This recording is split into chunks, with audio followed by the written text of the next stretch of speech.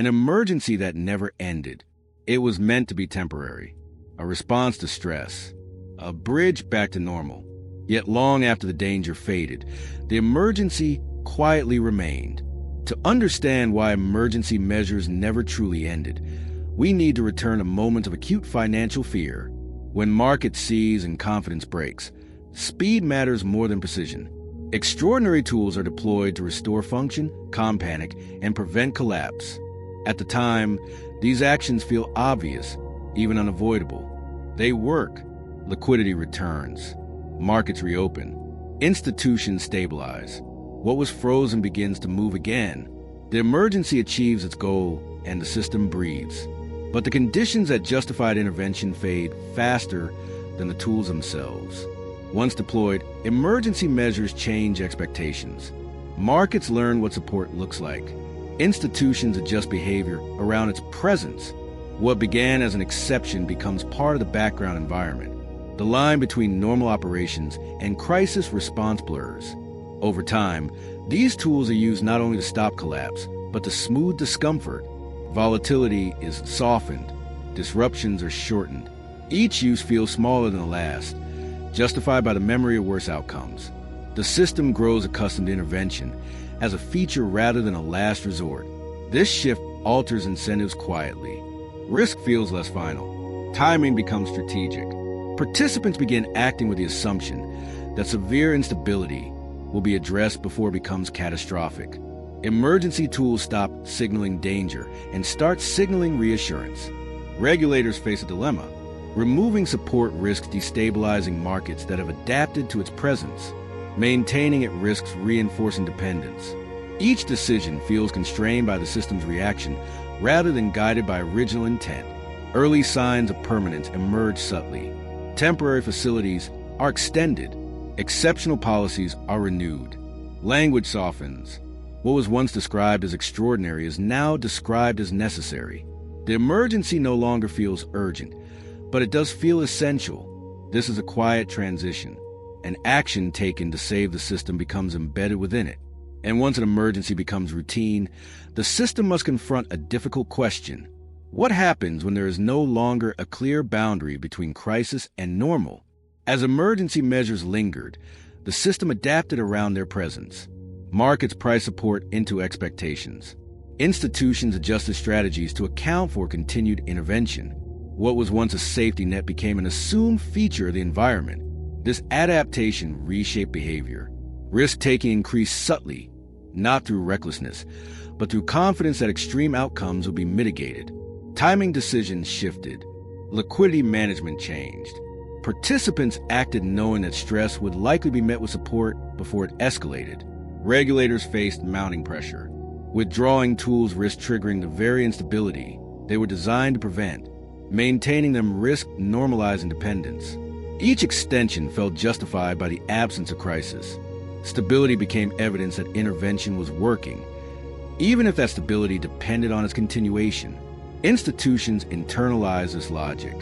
Planning assumed access to emergency facilities under stress. Balance sheets were structured with support in mind.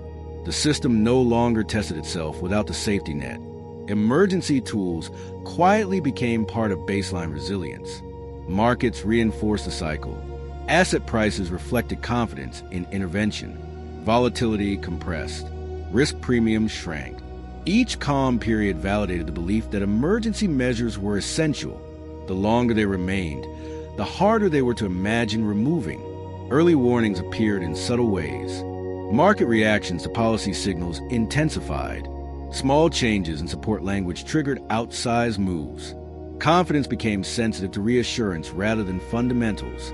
The system's calm relied increasingly on expectation of continued intervention. This was a deeper shift. Emergency measures did not fail. They succeeded too well. By preventing collapse repeatedly, they reshaped incentives and expectations. The system learned to rely on them not just during crisis, but during uncertainty itself. The emergency never ended because the system adapted to its presence. Normal was redefined around support. And once that happens, withdrawal becomes its own form of shock. The question was no longer how to stop the crisis, but how to function without permanent emergency. The conflict emerges when the system begins reacting not to events, but to expectations about support. Markets move less on fundamentals and more on signals of intervention. Confidence rises and falls with language, timing, and perceived commitment rather than underlying conditions. Institutions feel the tension immediately. Planning becomes dependent on policy cues. Risk decisions hinge on assumptions about response speed and scale. When signals are clear, behavior aligns smoothly. When signals are ambiguous, hesitation spreads. Uncertainty no longer comes from markets alone. It comes from interpretation of support. Markets amplify this dynamic. Asset prices respond sharply to minor changes in tone. Volatility clusters around announcements rather than outcomes. Participants position themselves not around economic reality, but around anticipated reaction. The system becomes hypersensitive to reassurance. Regulators face an increasingly narrow path. Acting too early reinforces dependence. Acting too late risks disorder. Communication becomes as important as action itself. Every word is parsed. Every pause is magnified.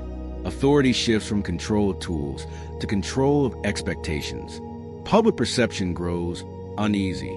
If emergency measures are still required, was the crisis ever resolved? If stability depends on constant reassurance, how durable is it? Trust becomes conditional, tied to belief in continued intervention rather than confidence in the system's own strength. This is the core conflict. Emergency tools were designed to restore function, not replace it. Yet their permanence blurs accountability. Institutions behave as if support is structural. Markets behave as if reassurance is liquidity. Stability becomes performative rather than organic. The system enters a fragile equilibrium. Calm persists, but it is sensitive to communication missteps. Confidence holds, but only as long as intervention is expected. The absence of crisis no longer proves resilience. It proves reliance. The conflict is not about whether emergency measures were justified. It is about whether a system built around permanent support can remain stable when support itself becomes uncertain. Because when expectations replace fundamentals, the system no longer reacts to reality. It reacts to belief. The reckoning arrives when the system confronts the cost of permanence. Emergency measures did not simply remain in place. They reshaped behavior, expectations, and definitions of normal. Stability was preserved, but at the price of dependence. In the aftermath, policymakers begin reframing the role of intervention. Support is narrowed, clarified, and deliberately constrained. The goal shifts from constant reassurance to conditional backstopping. Emergency tools are treated as deterrents, not guarantees. Silence becomes acceptable again. Institutions adjust with difficulty. Strategies are reworked to function without assumed support. Liquidity planning becomes more conservative. Risk decisions slow. The system relearns how to operate with uncertainty rather than insulation. Stability grows less smooth, but more authentic. Markets respond unevenly. Volatility returns in places once artificially calm. Price discovery reasserts itself. Confidence no longer arrives through policy signals alone, but through demonstrated resilience. Some comfort is lost, but credibility is gained. For the public, trust rebuilds gradually, not because emergencies disappear, but because boundaries become clearer. Support is present, but no longer invisible or automatic. The system feels less managed, but more real. Looking back, the emergency that never ended reveals a central lesson. Crisis tools are powerful precisely because they are rare. When they become permanent, they lose their meaning and reshape behavior in unintended ways. True resilience requires the ability to function without constant rescue, to absorb stress without immediate reassurance, and to accept that uncertainty cannot be eliminated, only managed. Because when emergencies never end, normal never truly returns. Subscribe to join the journey.